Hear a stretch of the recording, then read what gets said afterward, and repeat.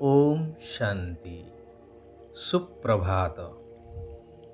सर्वशक्तिमान शिव पितांकर शिवशक्ति सेना सच्चा सच्चा ब्रह्मावश्च ब्राह्मण मानंकु हृदयर सहित शुभ अभिनंदन सुस्वागतम। शिव बाबा कहउछंती मिठा संतानगण वर्तमान सारा दुनिया अज्ञान अंधकार रूपक रात्रि द्वारा आच्छादित हो रही। एहा एबे समाप्त हेबाकु जाउछि। ज्ञानालोक द्वारा पवित्र सतो प्रधान सुख शांति संपन्न सत्ययुगी दिन मु तुम पाई नहीं आसुछि। एबे सीधा सड़क मो ठारू एहा प्राप्त कर।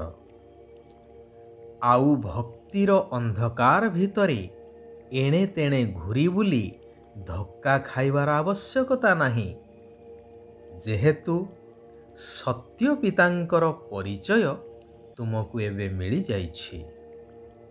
मो सहित समस्तंकु एबे शांति धाम घरकु फेरिबाकु हेबो। तेबे एही स्थिति केवल प्राप्त होई पारिबो जोग शक्ति द्वारा। एही जोग शक्तिर महात्म्य अनेक कथावस्तु पोथी पुराण आदिरु आमे शुणिछे। जेपरिकी मुनि ऋषि माने तांकर जोग शक्ति द्वारा हिंस्र जीव जंतुंकु मध्य बश करि पारुथिले। एपरिकी परिवेश बा प्रकृति को मध्य बश करि पारुथिले। ताहा हेउछि पुणी तत्व जोग बा हठ जोग द्वारा। एई किछि वर्ष तलर कथा। जर्मानर जणे 28 वर्षीय युवक दृष्टि द्वारा झरकार लुहा रड को बंका करिदेबा, काच झरका को मध्य चुरमार करिदेबा आदि कार्यर समाचार समस्त गणमाध्यमर मुख्य समाचार पालटी थिला। आहुरी एक मुख्य कथा मध्य हेउछि जे ब्रह्मा संकल्प द्वारा सृष्टि रचना करिबा। संकल्प द्वारा सृष्टि रचना करिबा अर्थात संकल्प सही भली सिद्ध हेबा दरकार। तेणु सही भली संकल्प सिद्ध सेतेबेले ही थाए जेतेबेले तपोबल द्वारा आत्मिक शक्ति जाग्रत हुए।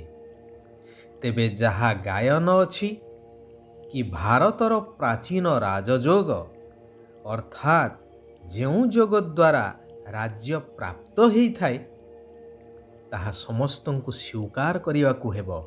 यह कौनसी अंधविश्वास नुहे।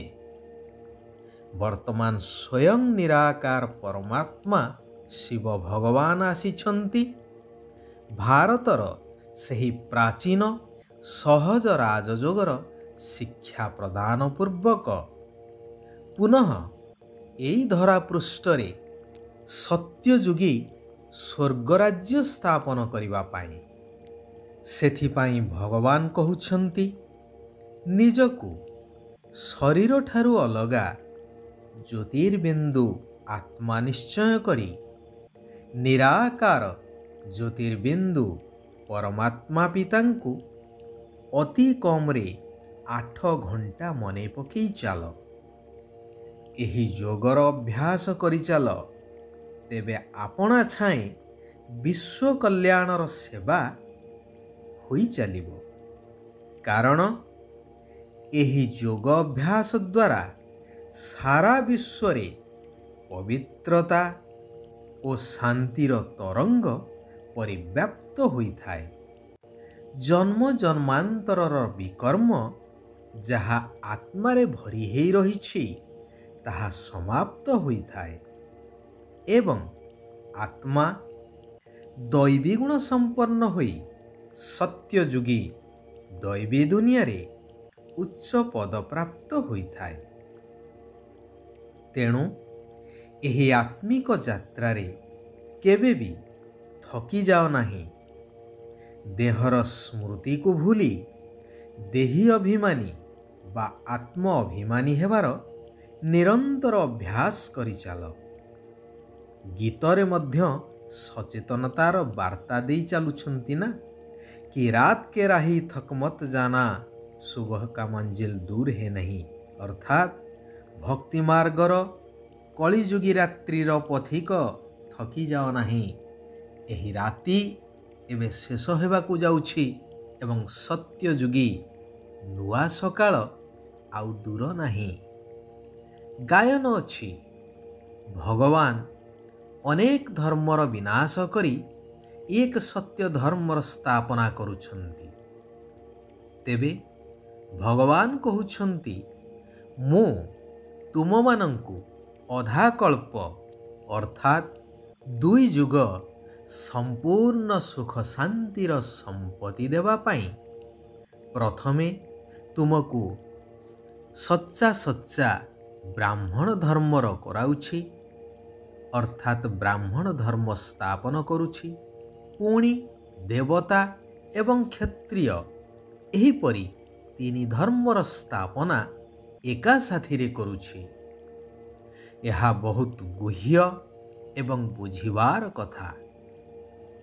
सत्यर रहस्य को न जानिथिबा कारणरू एपटे गीतारे कृष्ण भगवान वाच लेखिदेई से पटे गीता उपरे हाथ रखी मिथ्या सत्य पाठ बा मिथ्या प्रतिज्ञा मध्य करुछन्ति।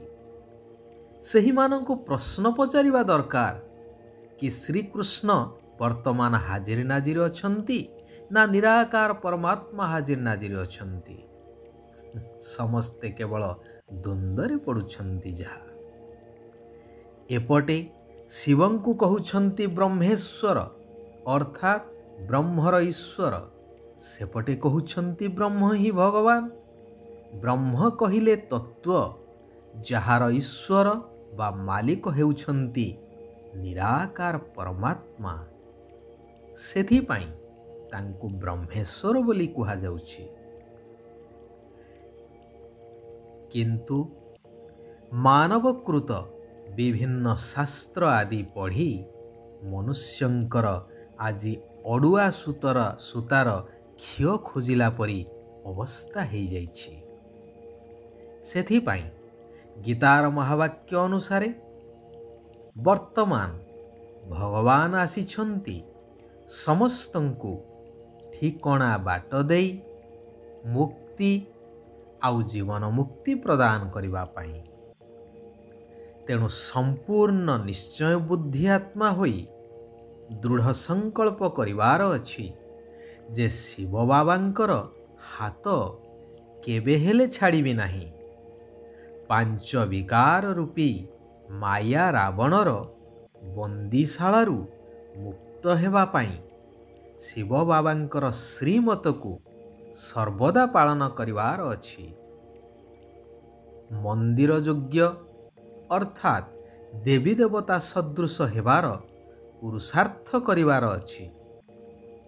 भगवान कहुछन्ति ज्ञानयुक्त भावना एवं स्नेह संपन्न योग द्वारा उड़ीबा कलार अनुभव करी ब्रह्मा बाबांक समान हेबा दरकार। तेबे सर्वदा सर्वशक्तिर अनुभूति करिबा सहित विजयी मध्य होई पारिबो।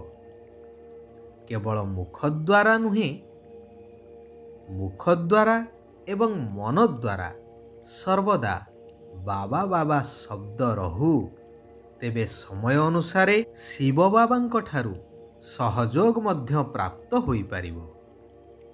जदि सदा कालर स्नेही बा सहयोगी हेबाकू चाहुछ तेबे सरलता एवं सहनशीलतार गुण को धारण करने आवश्यक। अच्छा, आजी पाई एइठारे आमे विराम नेबा। आसंता काली पुनः आमे समस्ते एकत्रित हेबा सेई कल्याणकारी परमात्मांकर कल्याणकारी महावाक्य को जीवनर ଧାରଣା ସ୍ୱରୂପରେ ପରିବର୍ତ୍ତନ କରି ନିଜ ଜୀବନକୁ ସାର୍ଥକ କରିବା, ସାରା ବିଶ୍ୱର କଲ୍ୟାଣ କରିଚାଲିବା। ଓମ୍ ଶାନ୍ତି। ଓମ୍ ଶାନ୍ତି। ଓମ୍ ଶାନ୍ତି।